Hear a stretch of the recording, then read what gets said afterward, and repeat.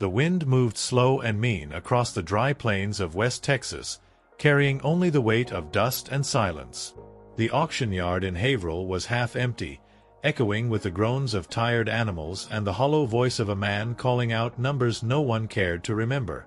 Under a faded banner that read, "Sandoval Livestock Sale," a handful of ranchers stood around, wiping sweat from their brows, their hats low, their eyes scanning for anything worth taking home. Nothing about this place felt alive, except maybe the suffering. In a far corner, beneath the shadow of a rusted feed tower, lay a colt. His frame was all bone, and his breathing was shallow, erratic, like each inhale might be his last. Flies swarmed the open sores along his side, and one of his legs was twisted in a way that made a couple of the ranch hands shake their heads. "Damn shame," one of them muttered, but no one stepped forward. The auctioneer, Levi Sandoval, barely paused when he saw the animal. "Next lot, colt's unfit, no papers. We'll move him to the back," he said flatly. "Dr. Calder will put him down before sundown." The colt, labeled with a crude tag that read number 47, Cruz, didn't flinch. He didn't cry. His eyes were open, but there was nothing behind them. No fight, no hope. Just dust. All around him, the world moved on. Deals were made. Trailers loaded. And still, he stayed there, breathing like it hurt to live. That's when Daisy Luján stepped through the fence. She was barefoot, her small feet caked with dry earth. Her dress hung off her shoulders, dusty and sun-bleached, and her hair clung to her cheeks with sweat.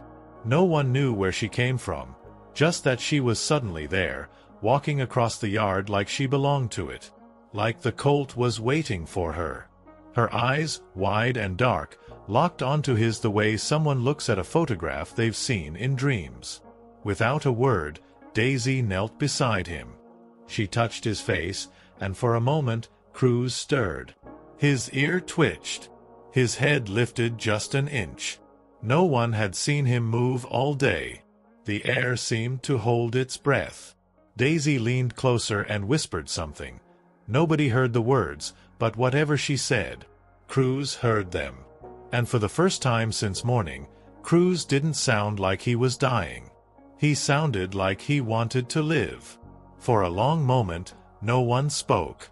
A few of the ranchers who had been milling around paused mid-step, drawn in by the strange stillness.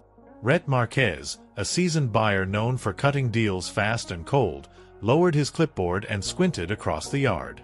"Who's that girl?" he muttered, half to himself. No one answered. All eyes were fixed on Daisy and the colt now, on the way her little hands cradled his sunken jaw, like she was holding something precious, not something broken. June Calder, the on-site vet, had been walking with a syringe in her palm, ready for the injection that would put Cruz to sleep quietly. But as she approached and saw the colt moving, lifting his head, blinking slowly, she hesitated. "That's not possible," she whispered, more to the dry wind than anyone else. Her steps slowed. She didn't put the needle away, but she no longer aimed it either. Daisy didn't notice any of them. Her world had shrunk down to Cruz, his labored breathing, the way his eye followed her every movement. She wiped his face with the edge of her dress, smearing dust and blood away like a mother tending to her child. Her voice was soft, steady, barely louder than the sound of the breeze. "You're not done yet," she said. "I know you're still in there." And strangely, Cruz seemed to understand. From a distance, Tess Lockridge, the woman who ran the ranch where Daisy had been staying temporarily, finally spotted her. "Daisy!" she called out, panic in her voice.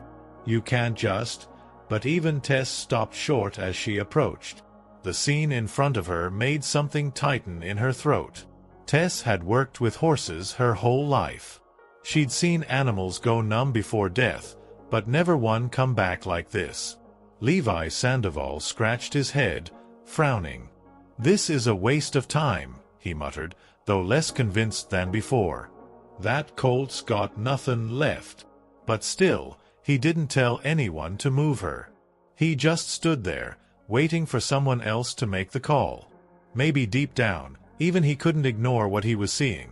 Eyes that, just minutes ago, had been vacant now watched the world again, full of something terrifying and beautiful, hope. And just like that, the idea of putting Cruz down no longer felt like a certainty. It felt like a decision waiting to be challenged. And Daisy Luján, barefoot and no taller than a feed barrel, had already made up her mind. Tess Lockridge knelt beside Daisy, her heart pounding in her chest. She placed a gentle hand on the girl's shoulder, trying not to spook the colt. "Honey, where did you come from?" Her voice trembled with concern, but Daisy didn't answer. She was too focused on Cruz, her fingers lightly tracing the bridge of his nose. Tess had seen kids with pets before, but this was something else. This was deeper, fiercer. She looked into Daisy's eyes and saw a kind of grief that didn't belong to someone her age. Behind them, June Calder approached cautiously. The syringe still hung at her side, half forgotten. She crouched just far enough to inspect Cruz without invading the moment. "He's in bad shape," she said quietly to Tess. "Severe dehydration. Infection in the wounds. I doubt he's eaten in days." Tess nodded slowly but kept her eyes on Daisy. "If we take him in, he might not survive the night," June added. The sentence hung heavy in the air, thick with finality. But Daisy looked up, just for a moment, and said, "He'll live. He just needs someone to believe he can." Her voice cracked slightly, but there was a fire in it. An edge. June blinked, taken aback. Children didn't usually speak like that.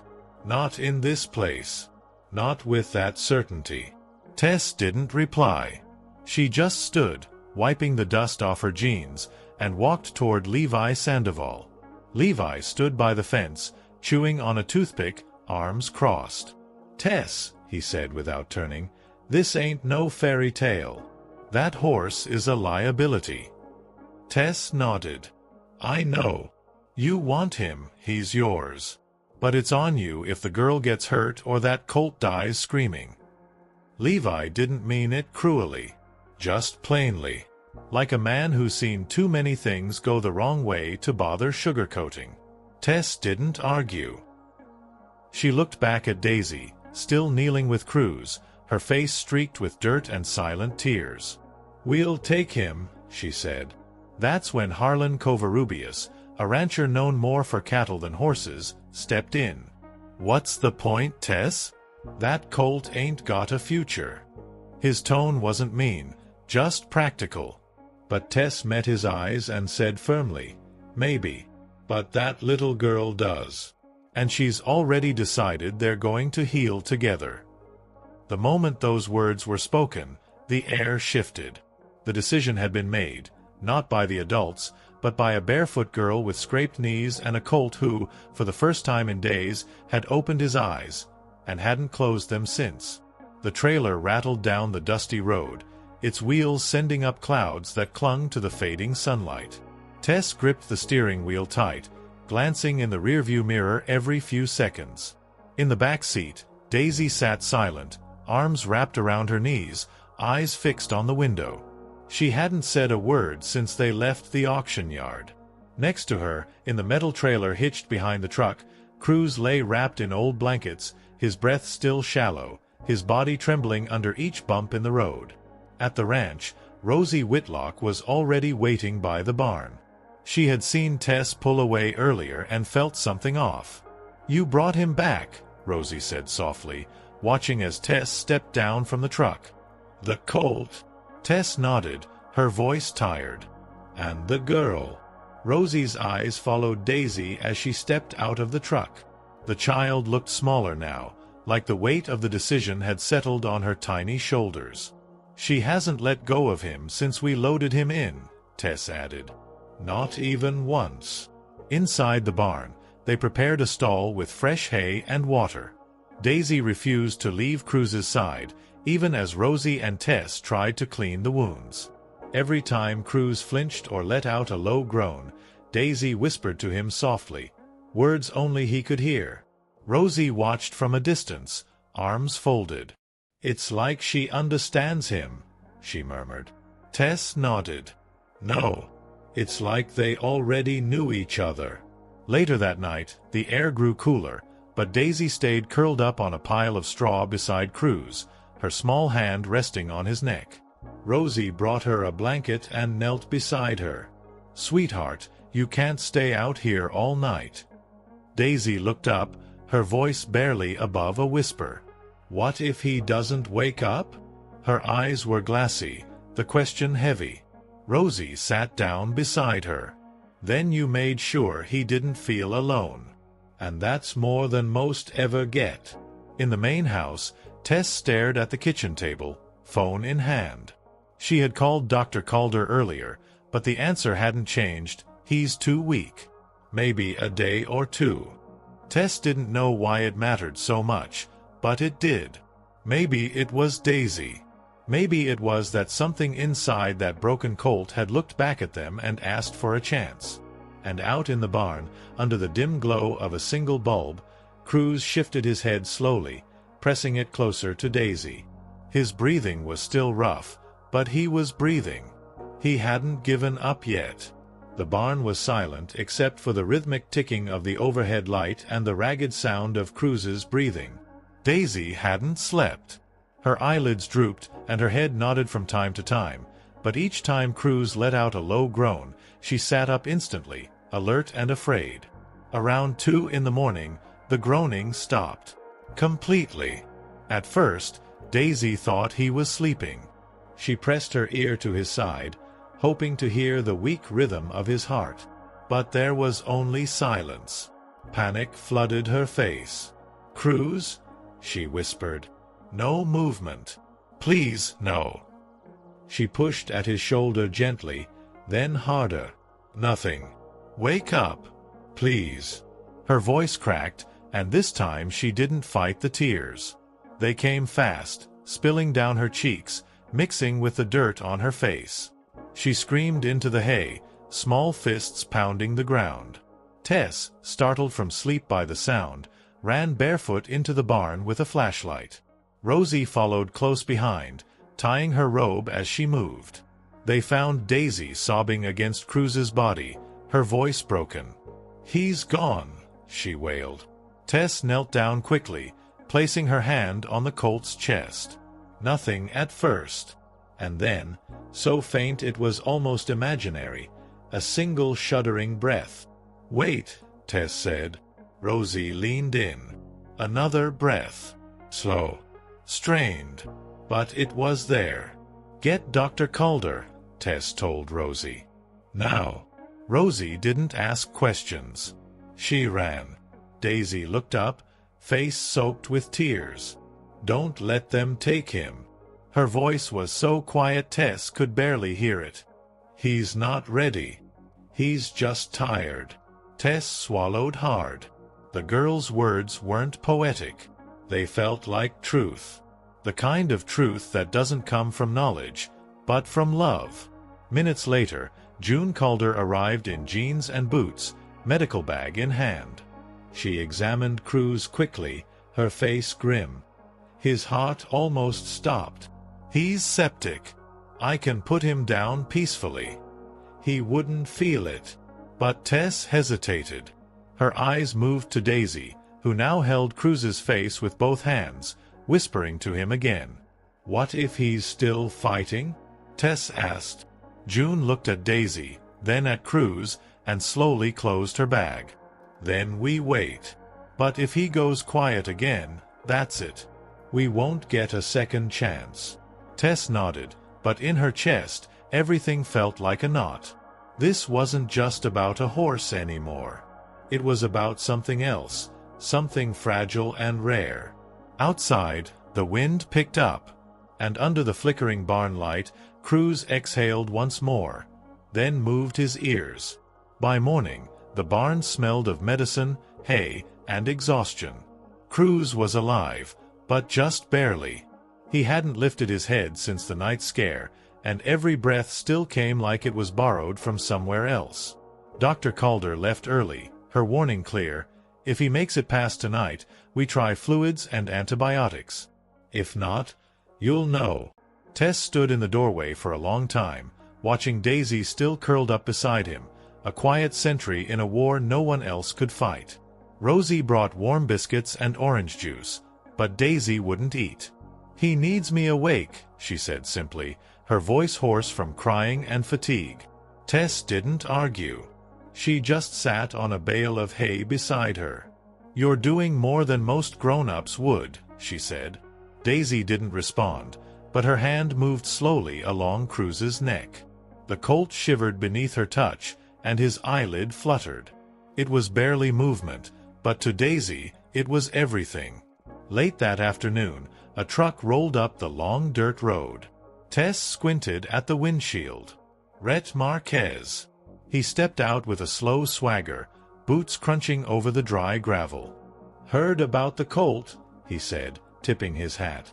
"Figured I'd stop by, see if I could take him off your hands. Give the girl a pup or something easier." Tess crossed her arms. "He's not for sale, Rhett." He chuckled. "Not yet." Inside the barn, Daisy overheard the voices. She stiffened. Rosie noticed and walked to the entrance, standing between Daisy and the open door. "He's just trying to poke around," she whispered. "Don't worry. He's not touching Cruz." But Daisy's eyes stayed fixed on the colt. "He's scared of being taken," she said. "I can feel it." Her voice trembled, but her resolve didn't. That night, Cruz drank water for the first time. Not much, just a few sips from Daisy's cupped hand, but it was more than anyone expected.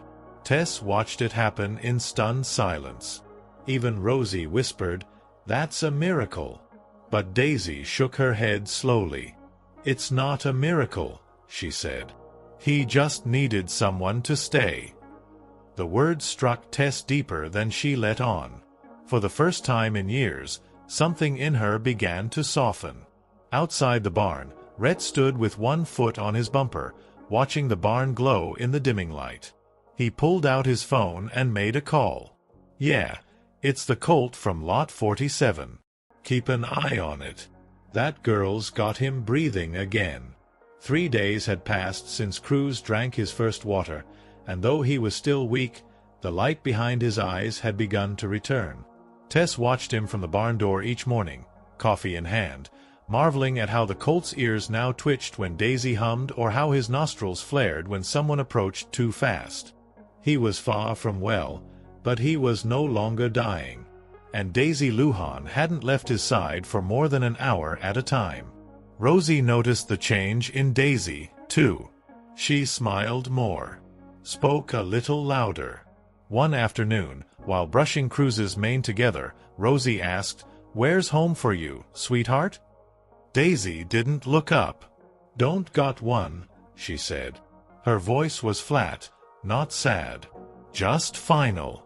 Mama used to say we were chasing better days, but we always ran out of gas before we found him." Rosie swallowed the lump in her throat and didn't push further, but she reached over and gently tucked a loose curl behind Daisy's ear. "You're safe here, okay? You and him both." Meanwhile, Rhett Marquez wasn't idle. Word had gotten around that the dying colt from Lot 47 was now standing on his own, and that some folks believed he had pedigree blood, just poor handling. Rhett had heard whispers that Ember Callahan, a breeder from New Mexico, might be interested in acquiring the colt if he recovered. He showed up again at the ranch gate that evening, leaning against his truck with a calm smile. "You sure about keeping that colt, Tess?" he asked casually. "Could be a liability once he starts walking around. Don't want the girl getting hurt." Tess didn't smile back. "I'm not selling him, Rhett. Not now, not ever." Rhett shrugged. "Just thinking long term. Not all stories end in sunshine, you know." Tess stepped closer. "Maybe not. But some do. And that girl deserves one."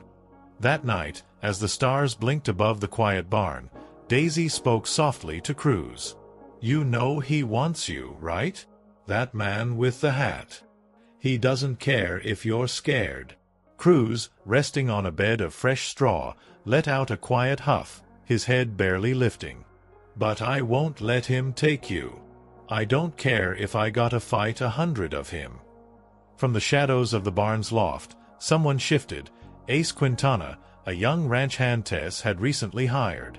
He'd seen Rhett lurking around and followed him back out of curiosity. Now, as he listened to Daisy's words and watched her protect the colt like family, something in his chest tightened. Maybe it was guilt. Or maybe it was the first flicker of loyalty. It was just past midnight when the back gate creaked open. No one heard it over the wind. The ranch was quiet, the lights off, and only the barn glowed faintly under a hanging bulb. Cruz lay resting, his breathing steady but shallow, his body still fragile. Daisy had fallen asleep beside him, curled into a tight ball of blankets and hay, one hand resting on his neck as if afraid to let go. Outside, boots moved softly across gravel. Deliberate. Silent. Rhett Marquez stepped into the barn like a shadow. His eyes swept the stalls until they landed on the colt, still alive, still not his. He paused for a moment, watching the child sleeping beside him, then shook his head. Too soft, he muttered. Too sentimental. He moved toward the stall, slipping a rope from his belt. You don't belong here, pony. You belong with someone who knows what you're worth. As he unlatched the stall door, the hinges let out a tiny groan. That sound was all it took. Daisy stirred, her eyes opening slowly. When she saw the man inside Cruz's stall, everything inside her turned to ice. Don't, she shouted, scrambling to her feet. Get away from him. Rhett flinched, surprised she was awake. Easy, girl, he said calmly, like talking to a nervous filly. He ain't yours. He ain't anyone's. He's gonna die out here anyway. But Daisy stood in front of Cruz now, her arms out, trembling but firm. You don't get to decide that. From the shadows of the loft, Ace Quintana had seen it all. He hadn't trusted Rhett since day one, and something told him tonight wouldn't end quietly. He slid down the ladder in seconds, boots hitting the barn floor hard. That's far enough, he said, stepping between Rhett and Daisy. His voice was low, cold. Put the rope down. Rhett sneered, but his hand froze. You siding with a sick colt and a kid over me? Ace didn't blink. Damn right I am. The standoff lasted only seconds, but the weight of it pressed down like thunder. Rhett's jaw clenched. Then, slowly, he let the rope fall to the ground. You're making a mistake, he muttered, backing out of the stall. That animal's a waste. Ace didn't move. Then walk away, Rhett. Now. And he did. As the barn door slammed shut behind him, Daisy collapsed to her knees, tears running down her face, not from fear, but from the crash of relief. Cruz let out a low, quiet breath and nudged her shoulder gently. He was still with her. The morning after the confrontation, the ranch woke differently. The air felt lighter, the sky bluer, like something had shifted during the night. Inside the barn, Cruz stirred before the sun had even risen. Daisy was already awake, sitting beside him as usual, eyes tired but hopeful. When he shifted his weight and attempted to stand, she held her breath. Come on, Cruz, she whispered. You can do it. It wasn't easy.